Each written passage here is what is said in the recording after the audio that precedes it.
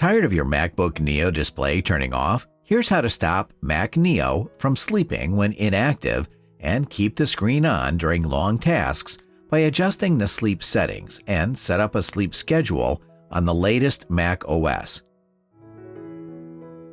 Click on the Apple icon, then go to System Settings. Scroll down and tap on Lock Screen.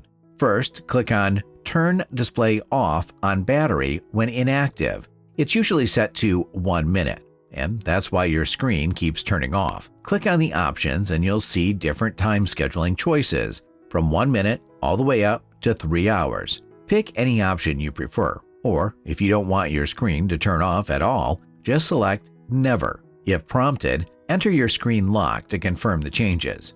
You can also do the same for when your Mac Neo is on charge and inactive, and you're all set. Your Mac Neo screen won't randomly go to sleep and will stay on just the way you want. Thanks for being with us.